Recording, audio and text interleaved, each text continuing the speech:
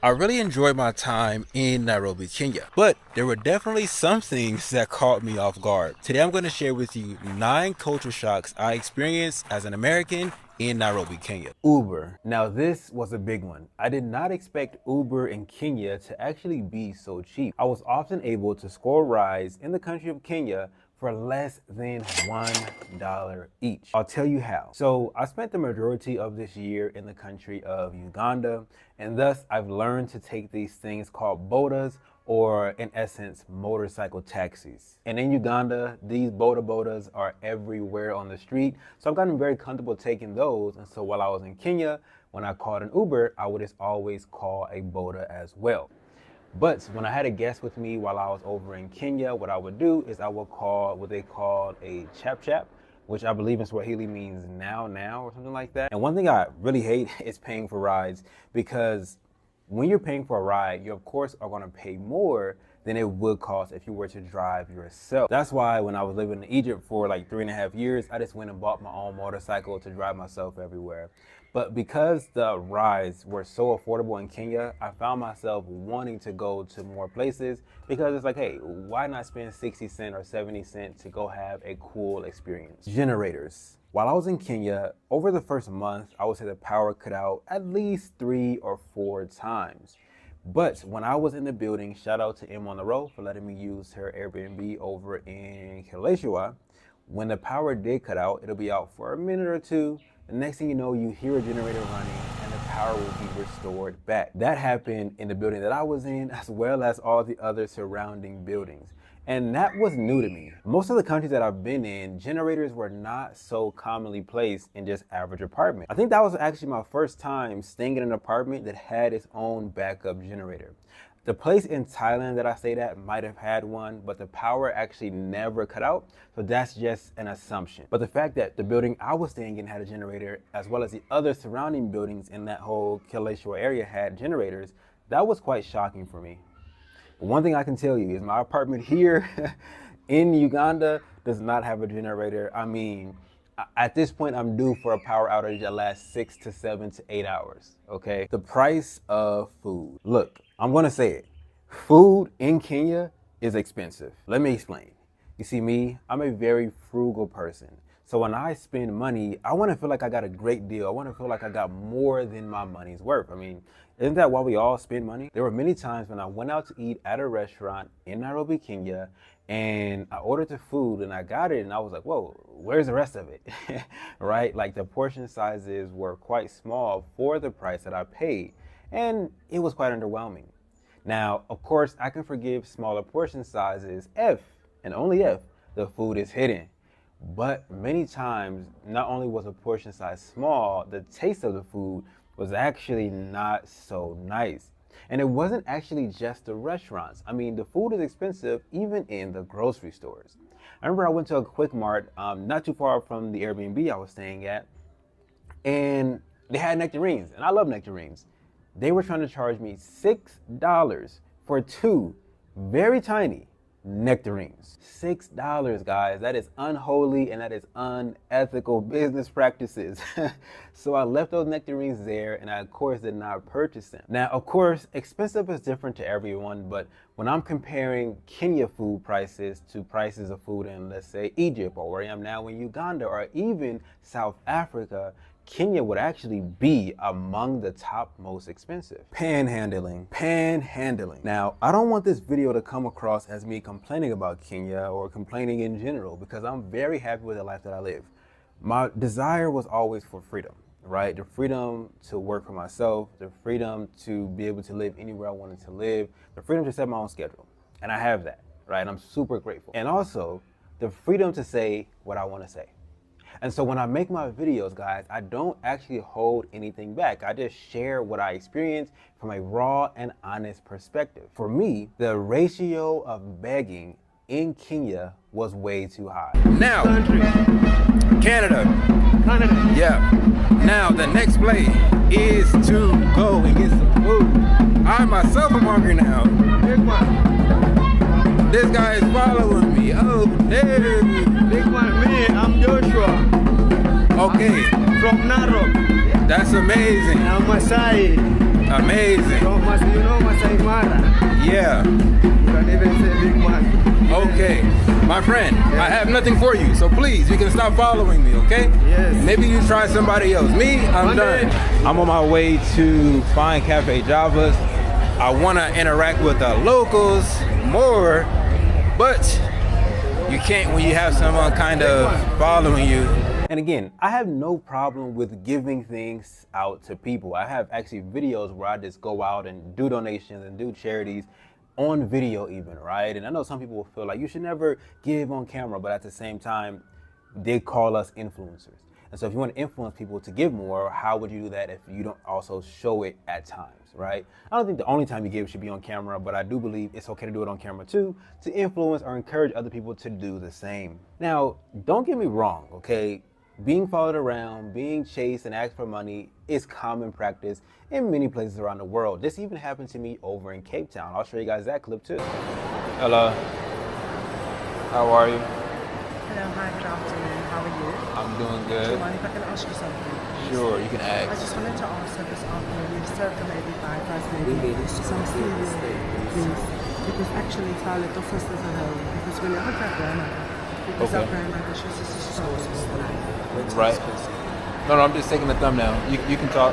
What do you guys want? We don't want money, so we just want to make Baby something help cereal. us. Be wallet. I'm not from South Africa. So can't you buy Oh, it? you're born not Are you born like happy? And they get you down. Please, just Later. Right now I'm vlogging. I gotta work. So again, like I said, I'm very impartial. Whatever happens to me in my real life when I'm in these countries, I will share with you guys. One thing I'll say is that incident that happened in Cape Town was kind of a one-off. What you guys saw in Kenya, that was consistent and persistent. Men begging, women begging, children begging, people on the job, on the clock begging, okay? And I'll just be honest, it does become annoying. Now, does that make me a bad person for being annoyed with people begging me for money? I don't know. I'm not here to judge myself. You guys can be the judge. By the way, it's Eddie here. It's super loud. I'm in an airport right now, but I just wanted to give you guys a quick message. For those of you guys who are like, okay, I'm in an airport, like I said. How do you travel? How do you do the things that you're doing without ever talking about going to work, without ever talking about having to clock in or clock out for your job or have to ask for time off? Well, I created a free training. It's 10 minutes long and it's in the description of my video. If you always wanted to know how to make money online, well, now is a really good time to learn. Click the link in my description and put your name and email in and watch the free training. Security guards. Look, Kenya has a severe overabundance of security guards. Let me tell you what I mean by this. I feel like there's a law in Kenya signed by President Ruto himself where if the job only requires one security guard, you must hire 4. And I'm thinking to myself, is Kenya this unsafe? Because I never felt unsafe at any portion of my time in the country. Even when I was over in what is called, I think, Pipelands or Eastlands, which is a more low-income area, I never felt unsafe. So I don't think danger is the reason why they're having so many security guards. So the other reason I came up with is maybe security guards are so their salary is so low, it just makes sense to have an abundance of them because it's so affordable. If I had $1 for every security guard that I saw in Nairobi, I would be booking a first-class flight on Qatar Airways to some random destination in the world right now, okay?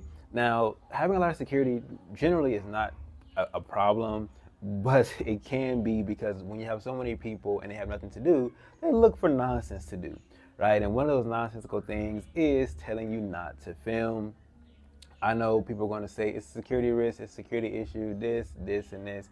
Listen, if somebody wants to do evil, they don't need a camera to do it. They're just going to do it, okay? So, yeah, that was one of the things why the security guards were annoying to me. But you will be shocked if you didn't hear this video about how many security guards you're going to see, especially in the malls. Every 5 feet you walk, you're going to see another officer. Now, I want to switch up locations just a little bit. Another thing that really did catch me off guard about Kenya was like the water reservoir catchment system. So when it rained, it just had a whole bunch of like open ditches on the sides of the roads, and those ditches, they were always filled with water, even if it wasn't raining. The whole month that I was there in Kenya, it rained maybe once or twice, and it was just sprinkling. Yet those reservoirs were still filled with water the entire time. The water had a smell, the water had a stench. In some areas, it was turning green and filled with trash. I just don't think sitting water is good for any area where people are living. And so that was quite a culture shock, not something that I expected to see. Honesty of pricing. This one was a major shock to me. I actually never expected Kenyans to be so upfront and so honest about how much things cost. There was really no time in Kenya where I felt like, they got over on me, right? From the Uber drivers, they weren't over there asking me for extra money or to give them more money or to do anything like that, which again does happen in a lot of places. And number two, even when I went to a vendor, I went to a local shop to buy some bracelets one time, and the price they quoted me was 200 Kenyan shillings. Was it more than I needed to pay? Sure, but there's places where they would increase the price so egregiously to where it's like not even in the same stratosphere as what a local would pay versus what a foreigner would pay. And that didn't happen to me in Kenya. And so really, this is a good and pleasant surprise. Shout out to all the honest Kenyan business people.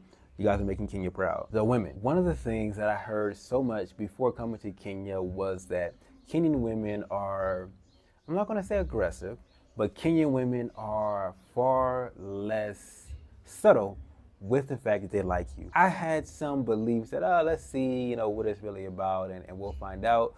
And I can say and can confirm for a fact that is true. Whereas in many places, women will let you know that they like you in very subtle ways, right? Maybe they're twirling their finger in their hair. Maybe they give you a glance. Maybe they, smile in your direction, or they give you some type of signal to where it's like, there's probably some mutual attraction here, right? That's how the game works here in Uganda. They're very much subtle, okay? They'll let you know, but they're not going to, in general, just overtly come out and say it. In Kenya, I found that, sure, you're gonna have some people who do it subtly, but they're much more likely to come to you and tell you how they feel about you, or tell you that you look good, or tell you that you're handsome, or tell you, how they feel about your level of attractiveness. And I've never experienced that a day in my life as much as I did in Kenya. Hello, you wanna be in the video? Yeah. Okay, nice, I'm meeting some nice Kenyans. You look good. Thank you, I appreciate that. You look nice. Faith? I wasn't really pursuing women while I was there. I wasn't necessarily looking to rizz up any women while I was there. Somebody coming in from the gate if you see me looking back. But you do get many verbal acknowledgments of them finding me to be appeasing to the eye. Look at me, so can you really blame them? This is gonna be the last one on my list, but this one was quite shocking to me too, and that is the amount of men who had hair. Okay, there was a ton of men there who had locks, a ton of men there who had twists, a ton of men who had the Travis Scott looking braids, cornrows. I didn't see too many afros, but of course, if they take their hair out of those styles, they would have afros. That was quite surprising. I don't think I've really been to any country, not even South Africa. Like South Africa, they do a lot of the Caesar cuts, the low cuts. I don't think I've ever been to a country on the continent of Africa where there were as many men with hair as it was in Kenya. And I'll be honest, I didn't really like it. I didn't like it, you see, because the hair is like my special technique. Yeah, you feel me? Because the hair is generally what makes me to stand out. It's what makes me to have something different about me, alongside the accent, of course. I didn't really like that aspect or that element of it, but of course I was still getting chosen. But at the same time, I just like being different. I like being able to stand out. And so Kenya, that was quite surprising how many men there were with long hair, how many men there were with twists and braids and styles like that. It's just not a super African thing. So yeah, you let me know which of these things actually surprised you or something that you've never heard of before. I have over 4 years worth of content on my channel, so don't stop here. Check out the video I made on my very first day in Nairobi, Kenya.